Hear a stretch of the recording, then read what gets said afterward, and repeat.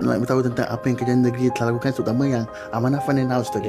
Kerana ia under negeri, di bawah negeri dan membantu rakyat di negeri Melaka. Jadi berbanding dengan skim-skim yang dipupuri oleh bank-bank tempatan yang Malaysia, yang Amanah Finance House ni, bagaimana prosedurnya, pengurusannya, permohonannya?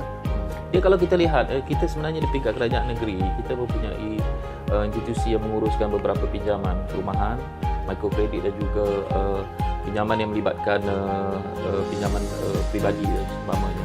Kerana kita tahu bahawa antara trust dalam untuk memastikan keusahawanan ini dapat berkembang adalah capaian keuangan tadi. Jadi kita di peringkat kerajaan negeri sebenarnya individu-individu yang berminat dalam perniagaan tertentu, keusahawanan tertentu, mereka boleh memohon terus kepada Amanah Finance House. Jadi Amanah Finance House ni kalau kita tengok di laman maya, memang yang ada Amanah Finance House ni hanya di Melaka saja yang ada Amanah Finance House. Jadi kalau kita type dan kita sebenarnya boleh berinteraksi dengan Amanah Finance House kerana mereka mempunyai proses untuk menilai setiap jenis perniagaan itu. Dan sebenarnya kalau kita lihat banyak bantuan yang boleh kita buat sebenarnya. Di samping itu, sebenarnya di samping pinjaman dan sebagainya, peringkat kerajaan kita pastikan mesti ada usahawan yang kita lawati dalam tempoh setahun yang lalu.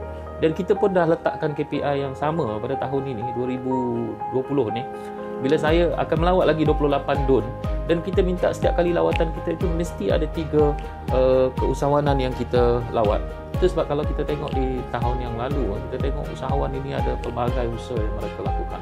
Sama ada mereka hasilkan dalam bentuk pembuatan, contohnya mereka hasilkan batik di Melaka, mereka hasilkan benang daripada daun nanas ada di Melaka.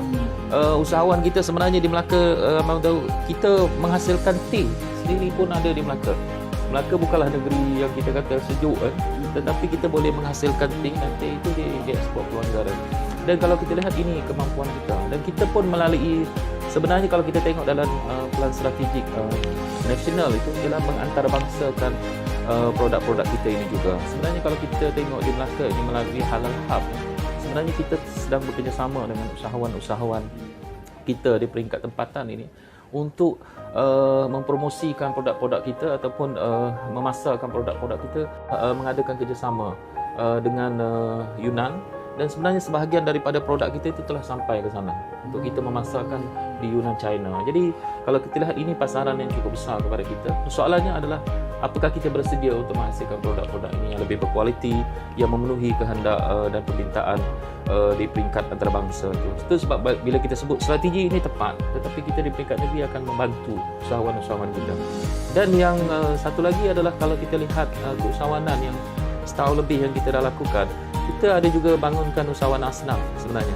Lebih daripada hampir 100 orang usahawan asnaf yang kita bangunkan melalui Majlis Agama Islam di Melaka, di mana kita bangunkan pusat usahawan asnaf ini di Lembang itu, di mana semua usahawan-usahawan asnaf yang telah kita bangunkan ini, mereka mempunyai 22 mentor. Mentor ini adalah daripada agensi-agensi kerajaan negeri dan pihak-pihak profesional yang boleh membantu mereka bagi membangunkan keusahawanan ini. Jadi melalui usahawan asnaf ini sebenarnya kita mengumpulkan semua produk-produk asnaf ini dan pemasarannya dibantu oleh agensi-agensi, sama ada oleh Pharma, oleh agensi-agensi kerajaan yang lain. Jadi kalau kita lihat sebenarnya dalam tempoh kita mengambil alih pentadbiran ini, memang kita tahu keusahawanan adalah penting, dan Melaka sebenarnya memang banyak terutamanya golongan belia wanita yang terlibat dengan keusahawanan itu. Dan yang paling kita usahakan jugalah dan kita mengharapkan dia berjaya adalah usahawan wanita lah. Sebab itu kita lahirkan apa yang kita panggil Bazar Tun Fatimah itu. Kita bagi 6 bulan sewa percuma kepada usahawan wanita supaya mereka boleh berniaga dengan 6 bulan itu. Dan saya fikir tempoh 6 bulan tu hampir tamat. Tapi dalam masa yang sama bagi kita bukanlah sewaan percuma itu yang penting. Yang penting adalah usahawan itu dapat memulakan sesuatu yang lebih baik dan mereka boleh sustain tempoh yang lebih panjang.